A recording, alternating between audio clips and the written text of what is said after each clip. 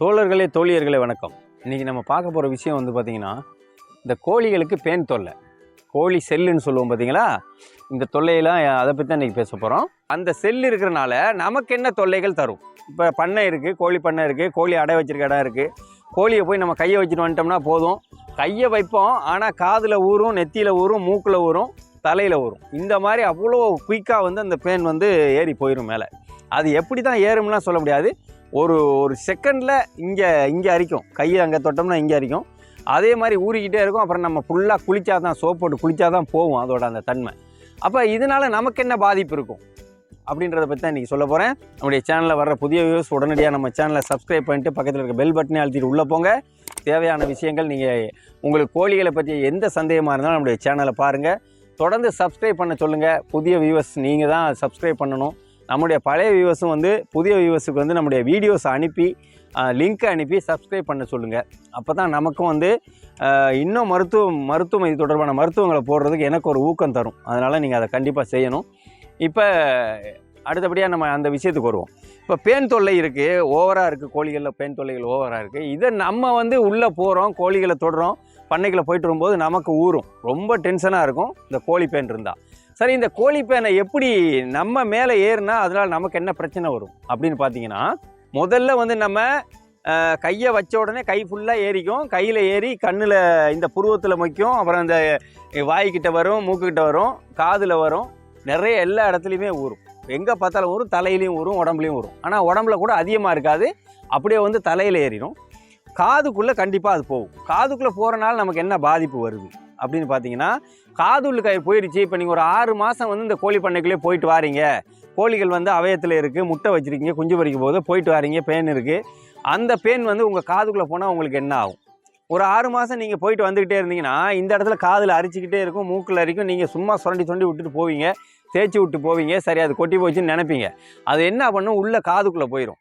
காது உள்ளுக்கு போயிட்டு காது உள்ளுக்கு போனால் திரும்பி வராது, உள்ளே தான் போகும். அது அப்படி போகும்போது என்ன ஆகும்னா, உள்ளே போய் நமக்கு அது ஃபுல்லாக ஒரு டஸ்ட்டு சேர்ந்த மாதிரி அந்த கொஞ்சம் கொஞ்சமாக ஒன்றா போக உள்ளே போய் இறந்துடும். அது காதுக்குள்ளே பார்த்தீங்கன்னா ஃபுல்லாக டஸ்ட்டு சேர்ந்துடும். இது எப்படி நமக்கு தெரியும் அப்படின்னா, ஒரு 6 மாதம் 5 மாதம் கழித்து நம்மளுடைய காது வலி ஆரம்பிக்கும். நமக்கு இந்த இடத்துல வலிக்கும், கழுத்தி பார்த்தீங்கன்னா இப்படி வலிக்கும், இங்கே வலிக்கும், ஆனால் காது வலி ஆரம்பிச்சிடும். என்னன்னு பார்த்தா உள்ள டஸ்ட்டு. நீங்கள் காது மூக்கு தொண்டை டாக்டர்கிட்ட போக வேண்டிய சூழ்நிலைக்கு வந்துடும். போனீங்கன்னு சொன்னால் அவர் வந்து லைட் அடித்து பார்த்துட்டு அதை சுத்தப்படுத்துவார். காதுக்குள்ளே அழுக்கு இருக்குன்னு சுத்தப்படுத்துவார்.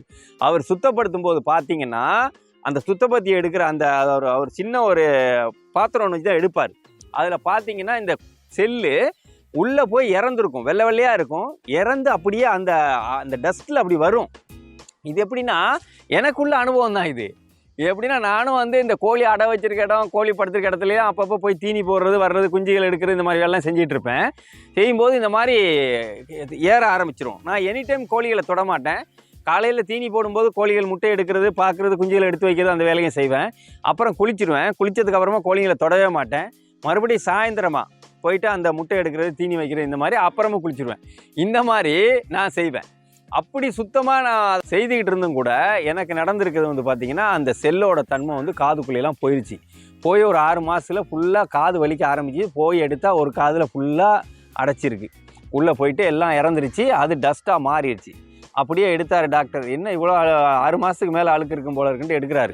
அதுக்கு முன்னாடி நல்லா தான் இருந்துச்சு. இந்த பண்ணைக்குள்ளே எப்போ எல்லாம் போய் இந்த கோழிகளை அடை வச்சனோ, அதுகளை தூக்கி பார்த்து அந்த குஞ்சுகளை எடுத்தனோ, அது கூட அலைஞ்சிட்டு இருந்தோன்னா இந்த டிஸ்டர்பன்ஸ் எனக்கு வந்துருச்சு. சரி, இப்போ இந்த செல்லுகளை எப்படி நம்ம மேலே ஏறாமல் இருக்க, காதுக்குள்ளேயோ மூக்குக்குள்ளேயோ நம்ம கண்ணுலேயோ தலையிலையோ அரிக்காமல் இருக்க என்ன செய்யலாம் அப்படின்றத நான் சொல்ல போகிறேன். இது வந்து விளக்கெண்ணெய். இது வந்து ஒரு 50 ரூபாய்க்கு நான் வாங்கிட்டு வந்தேன். இவ்வளோ தந்தாங்க, 300 ml பாட்டில். இது இவ்வளோ தந்தாங்க. இப்போ நான் கொஞ்சம் கொஞ்சமாக அதை வேலைகளுக்காக எடுத்து பயன்படுத்தி குறைஞ்சிருக்கு. இப்போ இந்த விளக்கெண்ணெய் நிறைய நல்ல வேலைகளுக்கெல்லாம் பயன்படும். நம்ம கூட அந்த காலத்தில் கண்ணுலாம் விட்டு குளிப்பாங்கன்னு சொல்லுவாங்க, இந்த விளக்கெண்ணெயை குளிர்ச்சி தர்றதுக்காக. ஆனால் கண்ணுக்குள்ளே விட்டால் ரொம்ப தடிமனாக இருக்கும், அதெல்லாம் ரொம்ப கஷ்டமாக இருக்கும் நமக்கு. இப்போ இது எப்படி நம்ம இந்த செல்லு வந்து நம்ம உடம்புக்குள்ளே போகாமல் இதை வச்சு நம்ம பயன்படுத்தலாம் அப்படின்றத நான் ஒரு விஷயம் கண்டுபிடிச்சிருக்கேன்.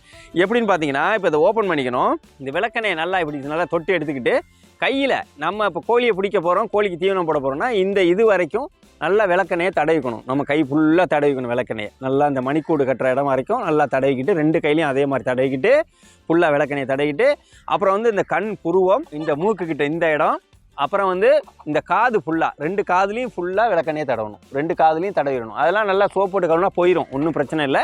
விளக்கெண்ணையை நல்லா இங்கெல்லாம் தடவிட்டோம்னா இந்த செல்லு ஏறின உடனே எந்த பகுதிக்கெல்லாம் வருதோ அங்கெல்லாம் விளக்கெண்ணையை தடவிடணும்.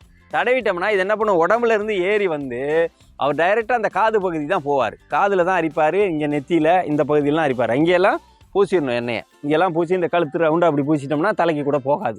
வர்றது என்ன ஆகும்னா அந்த எண்ணெயில் வந்து மாட்டிக்கும். இந்த எண்ணெயில் செல்லில் வந்து இந்த விளக்கெண்ணெயில் பட்டுச்சுன்னா அதுக்கு மீண்டு போகவே முடியாது, பறக்கவும் முடியாது, அது போகவும் முடியாது. சின்ன சின்னதாக இருக்கும், அப்படி அதில் போய் ஒட்டிக்கும். நம்ம குளிச்சிடலாம். குளித்து நல்லா சோப் போட்டு கழுவிட்டோம்னா எல்லா எண்ணெயும் போயிடும், கிளியர் ஆயிரும். அப்போ நமக்கு காதில் கடிக்காது. அப்படியே கடித்தாலும் பார்த்தீங்கன்னா உள்ளே போகாது.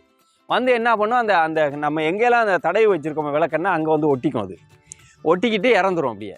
அப்போ நம்ம கழுவி விட்டுறலாம், நமக்கு காதுக்குள்ளேயும் போகாது. நான் இப்போ ரொம்ப வருஷமாக கிட்டத்தட்ட அந்த பிரச்சனைக்கு வந்ததுக்கப்புறம் இந்த விளக்கெண்ணெய் தான் நான் பயன்படுத்தி இந்த மாதிரி கைகளுக்கெல்லாம் ஃபுல்லாக தேய்ச்சிட்டு முடிஞ்சால் தேவைப்பட்டால் காலுக்கு கூட தேய்ச்சிக்கலாம்.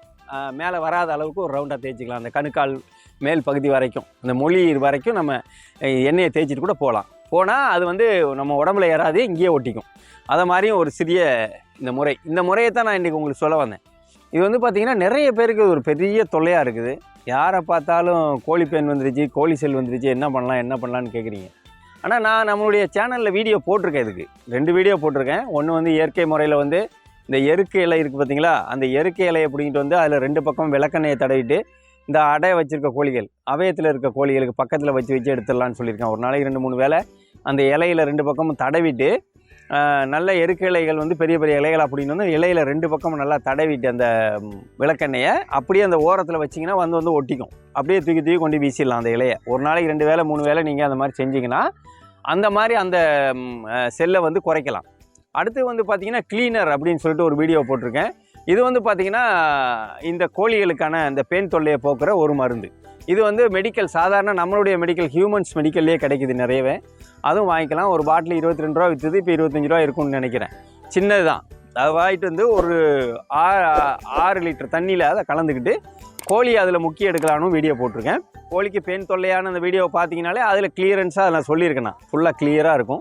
இதை மாதிரி தான் அந்த நாய் பூனை வளர்க்குறவங்களும் இந்த நாய்கள்லாம் ரொம்ப கவனமாக இருக்கணும். செல்லுகள் நிறையவே இருக்கும். குழந்தைகளெல்லாம் பிடிச்சி விளையாட விடக்கூடாது. அதே மாதிரி பூனையவும் பிடிச்சி விளையாட விடக்கூடாது. கோழிகளை கூட, பெரிய கோழிகளை குழந்தைகள்கிட்ட கொடுத்து தொட்டு விளையாட விடக்கூடாது. அதில் இருக்க செல் வந்து அந்த குழந்தைகளுக்கு காது வலியை போய் நிறைய பிரச்சனைகளை ஏற்படுத்தும். குழந்தைகளை எதுக்கு அழுதுனே தெரியாது. இந்த மாதிரி பிரச்சனைகள்லாம் உருவாகும் போதும் குழந்தைகள் அழுதுகிட்டே இருக்கும். இப்போ இந்த குழந்தைகளை பற்றி ஒரு சிறிய விழிப்புணர்வு கூட நான் ஒரு வார்த்தை உங்கள்கிட்ட பேசலான் இருக்கேன். இப்போ எங்கள் மாவட்டத்தில் ஒரு இடத்துல பார்த்தீங்கன்னா ஒரு குழந்தை வந்து இறந்துருச்சு, ஒரு 4 வயசு குழந்தை. அப்போ டாக்டர்கள்ட்ட கேட்டபோது இது எதனால் இறந்துருக்குன்னு கேட்கும்போது கிட்னி ஃபெயிலியர் 4 வயசு குழந்தைக்குன்னு சொல்லியிருக்காங்க. இப்போ 4 வயசு குழந்தைக்கு எப்படி கிட்னி ஃபெயிலியர் வரும் அப்படின்னு பார்த்தா, அந்த குழந்தை வந்து இந்த குர்குரே மாதிரி அந்த ஐட்டம்ஸ்லாம் நிறைய சாப்பிடுவானா. அப்போ இந்த குழந்தைகள் பாருங்கள், இந்த குழந்தைகளை இந்த மாதிரி ஐட்டம்ஸ் இந்த பாக்கெட்டாக எந்த கடையில் பார்த்தாலும் தொங்கும். அதை வந்து நம்ம குழந்தைகள் கேட்குதுன்றதுக்காக வாங்கி கொடுக்காதீங்க தயவு செய்து.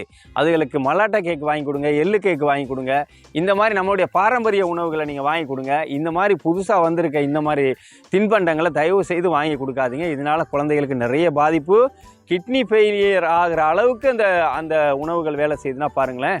அப்போ அந்த மாதிரியெல்லாம் கவனமாக இருங்க. குழந்தைகளுக்கு இப்படியெல்லாம் வாங்கி கொடுக்காதீங்க. ஆப்பிள் வாங்கி கொடுங்க, வாழைப்பழம் வாங்கி கொடுங்க, பழங்களை நிறைய வாங்கி கொடுங்க. ஒன்றும் பிரச்சனை இல்லை, நல்லா ஆரோக்கியமாக இருக்கும் குழந்தைகள். இந்த தேவையில்லாத உணவுகளை தயவு செய்து கொடுக்காதீங்க. சரி, நம்மக்கிட்ட வந்து பார்த்திங்கன்னா இப்போ கோழி குஞ்சுகள் வந்து பார்த்திங்கன்னா சிறுவிடை, இடவெட்டு 2 கோழி குஞ்சுகளும் விற்பனைக்கு இருக்குது. எங்கே வேணும் நீங்கள் சொன்னாலும் நாங்கள் அனுப்பி வைப்போம். இப்போ இருக்கிறது வந்து பார்த்திங்கன்னா 1 மாதம், 15 நாள், 1 வாரம், 2 மாதம் ஆன குஞ்சுகள் இப்படி நிறையவே இருக்குது. உங்களுக்கு எத்தனை குஞ்சு வேணும் அப்படின்ற சொல்லுங்கள். சிறுவிடை, இடவெட்டு இது 2மே நம்மகிட்ட கலந்த மாதிரி இருக்குது. இது வேணும்னா சொல்லுங்கள். நாங்களே வந்து உங்களுக்கு எங்கே அனுப்பி வைப்போம். அனுப்பி வைக்க முடியாத இடத்துக்கு நாங்கள் எடுத்துகிட்டு வந்து கூட கொடுப்போம். அந்த மாதிரி நாங்கள் ஒரு இதெல்லாம் ஏற்படுத்தியிருக்கோம். நீங்கள் தேவையானவங்க கண்டிப்பாக கேட்கலாம். சரியா? இன்றைக்கி நான் உங்களுக்கு சொல்ல வந்த தகவல் இந்த தகவல் தான். நம்ம சேனல் பிடிச்சிருந்தா ஷேர் பண்ணுங்கள், கமெண்ட் பண்ணுங்கள், லைக் பண்ணுங்கள். கண்டிப்பாக சேனல் வீடியோ பார்க்கும்போதே லைக் பண்ணிடுங்க. அதே மாதிரி நண்பர்களுக்கு அனுப்பி ஷேர் பண்ண சொல்லுங்கள். நீங்கள் வேகமாக விரைந்து ஷேர் பண்ணால் தான் உங்களுக்கு தேவையான விஷயங்களை நான் இன்னும் அடுத்தடுத்து போட முடியும். அந்த வேலைகளை நீங்கள் தான் செய்யணும், ஷேர் பண்ணணும். ஒரு 4 பேர்கிட்ட பேசுகிறீங்க அப்படின்னா 2 பேராவது கோழி வளர்ப்பாங்க கண்டிப்பாக. அவங்களுக்கு இந்த விஷயத்தை சொல்லி ஷேர் பண்ண சொல்லுங்கள். அடுத்த வீடியோவில் சந்திக்கும் வரை உங்களிடமிருந்து விடை பெறுகிறேன். நன்றி, வணக்கம். ஜெயிக்கலாம் வாங்க.